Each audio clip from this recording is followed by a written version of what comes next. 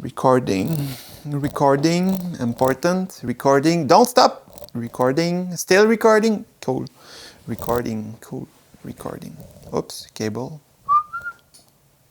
go behind, cable, okay. Hi to everyone.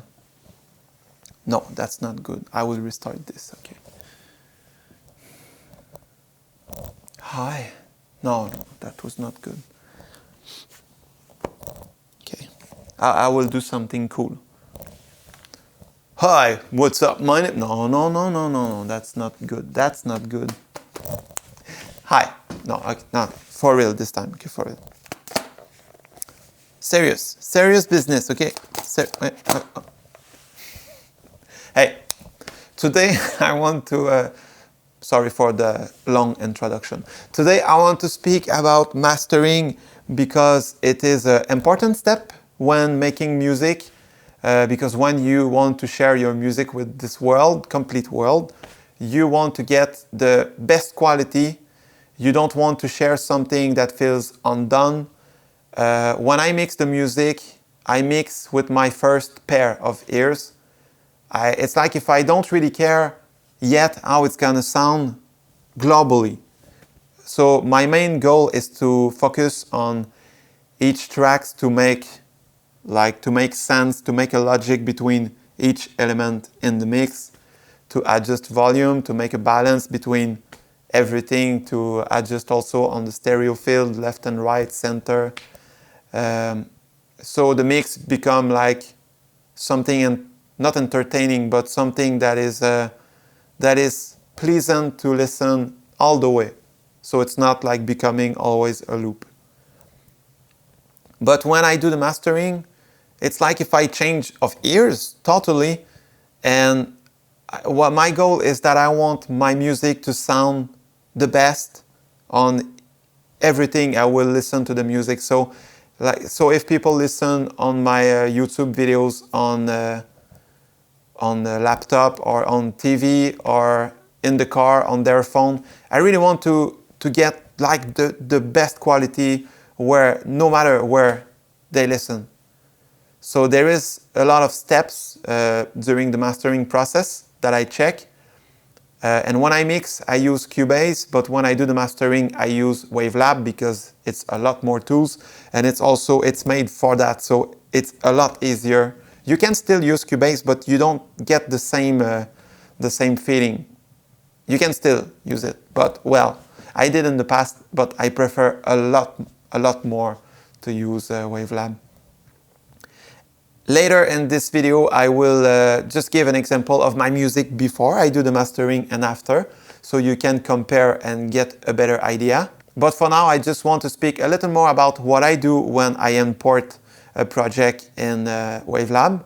So the first thing I do is to take the first listen, and it depends if it is my own music or for a client. If it's for a client, I really want to be sure of the wish from the client. And depending of the music style, it is of course gonna be different for each project.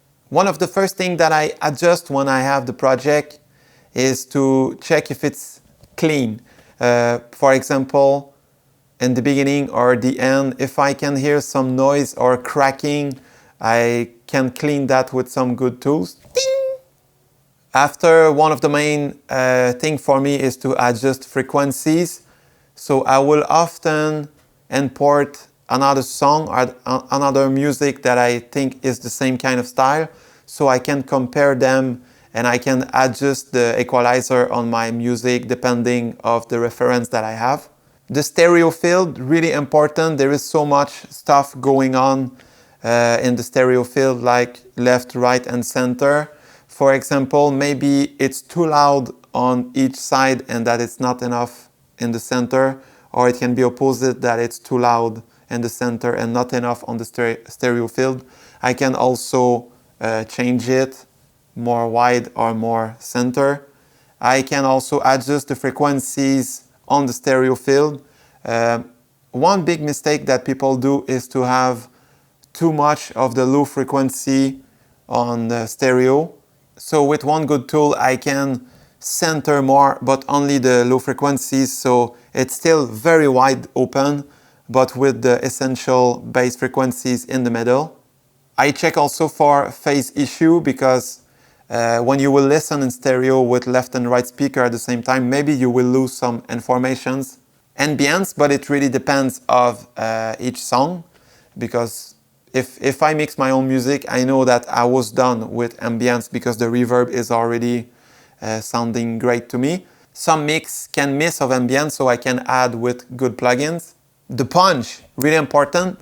The dynamic in the music, mainly when it's pop or rock, even metal, it's really important. Like with a good compression, but really with the good settings, you can really get a nice punch and some kind of glue effect. And using the products from Acoustica Audio is really a win-win here, because you can hear that kind of analog sound. And it's the same if I feel that it's sounding some kind of too digital in some way, I can add some tape, again from Acoustica Audio. And by using tape, you make the sound like more rich. The low frequencies also get more importance in the mix. And of course, at the end, to use a good limiter, mainly to keep a good volume control over those peaks, so they don't get over the zero, so it doesn't get in the red. Also to adjust the settings before we export, so we get really the best settings. Also very important when it's mastering for a complete album, it's very important that the person who listens to your music album is not gonna always adjust volume on each song. So you really want to keep the same volume control on each one of them. So this is everything I do. Also, I check in the beginning and the end of the music to be sure that it starts at a good place and end at a good place. I export and then it's done. But it's so much stuff that I check just to be sure that it sounds the best.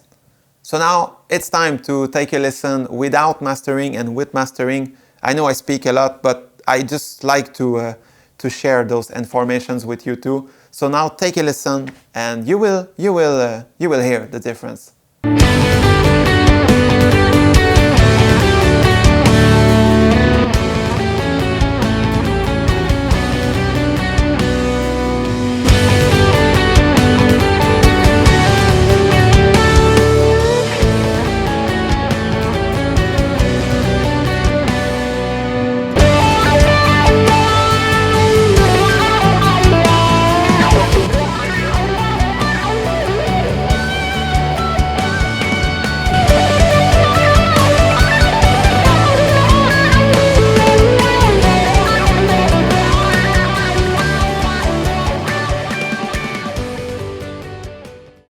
Big difference, right? Before the mastering, it's like if the music is stuck in a box. And with the mastering, it's like if we open completely the music and it just starts to fly. I don't know if you saw just a few years ago, a new concept just started. The name is Lander. It's like mastering online, but it's not humans behind of it. It's computers. So you send your track and you receive your masterized, I don't know. You receive the final track. I tried and well, I'm still surprised what it can do from computers, but I'm not satisfied with the result and I would never, I cannot, I just don't like, I don't, it's like I'm just not satisfied with this sound.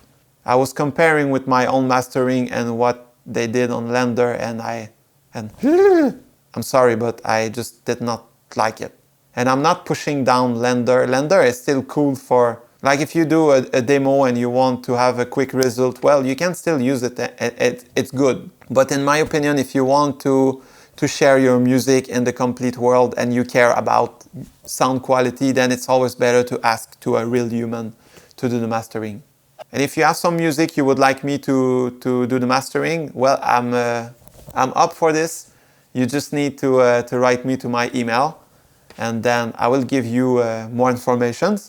So that's it. I will close this tablet Yeah. I hope that you enjoyed this video and that this spotlight is flashing more than this one. I hope that you understand how much mastering is important. And again, this is just the way I see those stuff. And I like to share those informations with you. And I have like the voice of a teenager. And then that's it for now. I hope that you enjoy.